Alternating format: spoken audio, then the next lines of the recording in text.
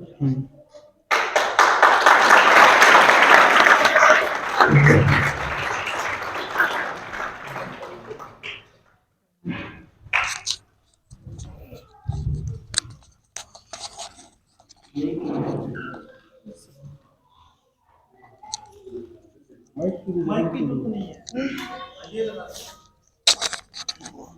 मैंने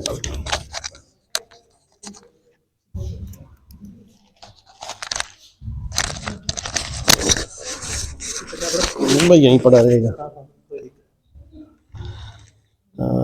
नेताजी सुभाष चंद्र बोस की जयंती पर सैनिक एकेडमी में आज आने पर बड़ी खुशी हुई, क्योंकि मेरे ख्याल मैं राजेंद्रा स्कूल में भी आज गया था, और भी स्कूलों को देखता रहता हूँ, कहीं आज मतलब नेताजी को याद मेरे ख्याल नहीं किया गया है। सिर्फ एक फॉर्मेलिटी के तौर पे हमारे देश में एक है कि सुबह एक टीम बनी हुई है सिरसा में, वो सुबह आके नेताजी सुभाष चंद्र बोस चौक में फूल माला अर्पित करके और उसको वो फॉर्मेलिटी पूरी करते हैं। ना तो उनके बारे में बच्चों को ज़्यादा बताया जाता है और ना ही कोई समझाया जाता है। लेकिन बड़ी खुशी हुई इस एकेडमी के अंदर हमारे देश के लिए जिन्होंने अपनी जान कुर्बान की, उनको याद किया जाता है। मैं एक जगह पढ़ रहा था, तो एक माँ और बेटे के आपस में सवाल जवाब थे। उसने कई फोटोएं देखी, वो शहीदों की कोई एक एग्जीबिशन थी, तो वो कहने लगा भाई माँ ये कौन है ये सारे? तो माँ ने कहा बेटा ये ना सारे शहीद हैं जिन्होंने हमारी स्वतंत्रता के लिए अपनी जान दी, कुर्बानी दी। तो वो कहने लगा भाई माँ ये तो फिर देवता है हमारे लिए, इन्होंने हमारे लिए अपनी जान न्योछावर की।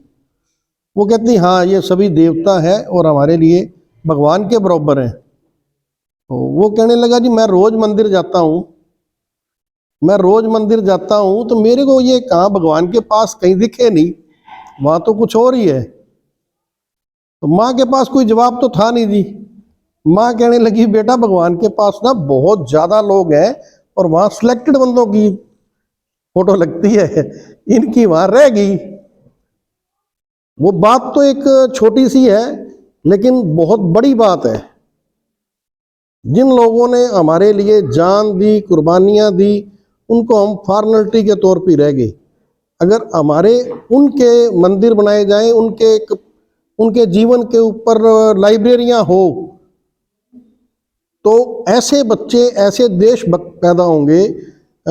जैसे एक मेरे को किस्सा याद है, हरि सिंह नलवा के साथ एक आदमी था, तो वो अफगानिस्तान में चले गए, वहाँ उनकी जंग चल रही थी, तो उसकी फौज का एक बाप बेटा था, और बाप बेटा अफगान फौज के हाथ में आ गए। आगे तो वो कहने लगे जी बताओ भी इधर से कहाँ है तुम्हारी फौज के, हमें खुफिया चीज़ें बताओ। तो वो बाप कहने लगा भी मेरे को ना एक डर है भी, ये जो मेरा बेटा है ना ये बता देगा उनको भी मैंने आपको सारा कुछ बताया है। देशभक्ति की बात कर रहा हूँ मैं, तो आप इस बेटे को मार दो पहले, फिर मैं आपको सारे राज बता दूंगा सिख फौज की। उन्होंने उसी वक्त अफगान फौज ने उसका सिर कलम कर दिया बच्चे को, और उसका बाप कहने लगा मजा आ गया, मेरे को यही डर था भी ये बेटा ही ना बता दे भी फौज किधर गई हमारी, इस तरफ गई है या इस तरफ गई है, अब तुम्हारे में से कोई नहीं पूछ सकता। ऐसी देशभक्ति, और वो हमें हमारे बच्चों में तो ही आ सकती है और इनको प्रॉपर पूरा पता हो। और उससे भी आगे वाली एक बात और मैं छोटी सी बच्चों को कहना चाहूंगा, देशभक्ति को सिर्फ फौज के साथ जोड़ दिया जाता है, मैं इसको सही नहीं मानता। थोड़े दिन पहले एक वीडियो आई थी, मैंने बड़े ध्यान से सुनी। वो कहता जी मेरे पिताजी भी देशभक्त है, देश की सेवा करते हैं, वो फौज में नहीं है, वो बीएसएफ में नहीं है, वो पुलिस में नहीं है, वो आईएएस नहीं है, वो कुछ भी नहीं है। लास्ट में वो बताता है कि मेरे पिताजी गटर साफ करते हैं। क्या ये देश सेवा नहीं है? मतलब हर आदमी अपने फील्ड में बेस्ट करे, देश इकोनॉमी में ऊपर जाएगा, देश के लिए आप कुछ भी करो, अपने काम में ईमानदारी से करो, तो देश जब इकोनॉमी में ऊपर जाएगा ना जी, तो वो सारा कुछ ही नीचे आ जाएगा। सबसे बड़ा एग्जाम्पल है जापान और अमेरिका का। हमारी तो पाकिस्तान और चाइना से छोटी छोटी जंगें हैं। उस छोटी छोटी मैं इसलिए मानता हूँ, उसमें किसी में 10,000 शहीद होंगे, 20,000 होंगे, 50,000 होंगे, लेकिन अमेरिका ने जापान के ऊपर पूरे इतने बड़े बम फेंक दिए भी वो तबाह हो गए, उसके 2 शहर ही। वहाँ आज तक कुछ नहीं होता, लेकिन आज उस जापान ने इतनी तरक्की की, अपने आप को तैयार किया। आज अमेरिका उसके साथ संयुक्त सैनिक अभ्यास तक करता है। क्यों करता है? उसने अपने को इकोनॉमिकली इतना स्ट्रॉन्ग कर लिया भी आज उसकी किसी की हिम्मत नहीं है भी उसकी तरफ देख ले। अकेला उस दुश्मनी को बुला के उसने उसका रिजल्ट सोचा पहले भी इसके निकला कैसे जाए आगे। तो मेरा भी आप सबको बताने का यही मतलब है कि आप जिस भी लाइन में जाओ बच्चों, उस लाइन में पूरा अपना तन मन धन से सहयोग करो, उसमें सेवा, सारे कामों में ही देशभक्ति है, सारे कामों में ही देश की सेवा है। एक किसान है, वो देश के लिए अन्न उगा रहा है। 1970-75 की बात है, हमारे देश में अन्न की शॉर्टेज होगी। अमेरिका ने कह दिया, पाकिस्तान के साथ जंग थी, अमेरिका ने कह दिया भी मैं आपको कनक नहीं देता। तो मेरे को याद है, मेरे को एक किताब में पढ़ा था, लाल बहादुर शास्त्री जी ने कहा एक दिन के लिए सारा देश अनाज छोड़ दो, व्रत रखो, और सारे देश ने व्रत रखा। और उसके बाद ये हरित क्रांति आई हमारे देश में, और आज हमारे पास उसी के नतीजे हैं। अभी कणक के कितने बड़े बड़े भंडार हैं हर चीज की, तो वो भी तो देश सेवा ही है ना जी। देश को एक अन्न दे रहा है किसान, कोई गाड़ी बना रहा है, कोई कुछ और बना रहा है, ये सारी चीजें देश सेवा में ही आती हैं।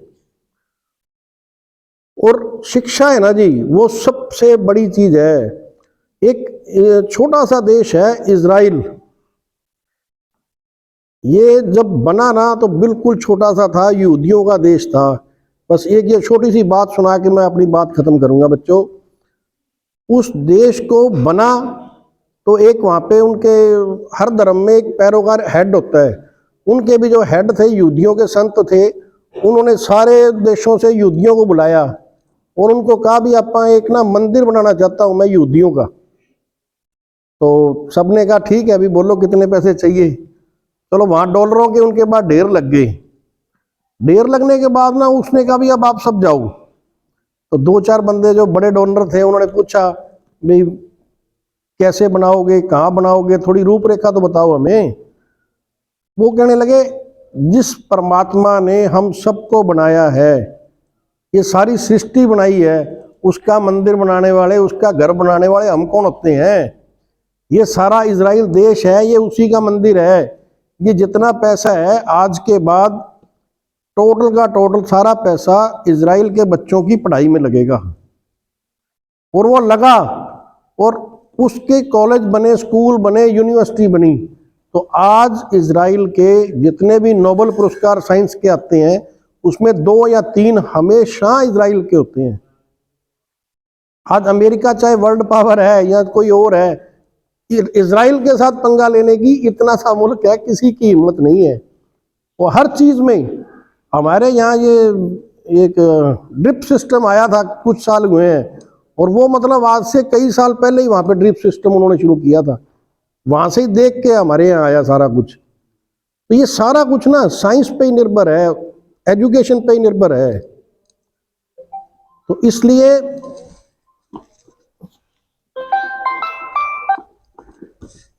आप जिस भी फील्ड में जाओ, चाहे फौज में जाओ, चाहे किसी चीज में जाओ, बस ईमानदारी से अपना काम करो। यही सबसे बड़ी देश सेवा है। हर व्यक्ति फौज में नहीं जा सकता, हर व्यक्ति पुलिस में नहीं जा सकता, हर व्यक्ति IAS IPS नहीं बन सकता, लेकिन चाहे आपको बड़े होके खेती करनी पड़े, चाहे कोई रोजगार करना पड़े, उसको बढ़िया ढंग से करो, देश को इकोनॉमिकली पावर दो। और जो फौज में जाना चाहे वो तो बहुत ही बढ़िया है, सबसे बढ़िया है। और इस एकेडमी में मेरा आना जाना पहली बार ही हुआ है आना। आप तो आश्रम आए हुए हो सभी बच्चे, तो आप सबने देखा हुआ है और कुलदीप जी आपको लेके आए, मैं इनका भी धन्यवाद करता हूँ। और आपको आश्रम के बारे में तो कुछ बताने की ज़रूरत नहीं है, और एक स्कूल हम बना रहे हैं उसके बारे में ज़रूर बताना चाहूँगा भी। अगर आपके इस गांव से एकेडमी को भी मैं ये मतलब एक रिक्वेस्ट करूँगा भी, गांव से इधर उधर से नज़दीक गांवों से कोई भी बच्चा हो जिसके माँ बाप नहीं है या कोई दिक्कत है, तो वहाँ हमारे पास 50 बच्चों का हॉस्टल भी है। तो उसकी हॉस्टल में रहने का, खाने पीने का, पूरा इलाज का, और सॉरी इलाज तो नहीं है उसमें, आश्रम का जिक्र आ जाता है, उसकी पढ़ाई का सारी सेवा भाई कन्हैया मानव सेवा ट्रस्ट की तरफ से होगी।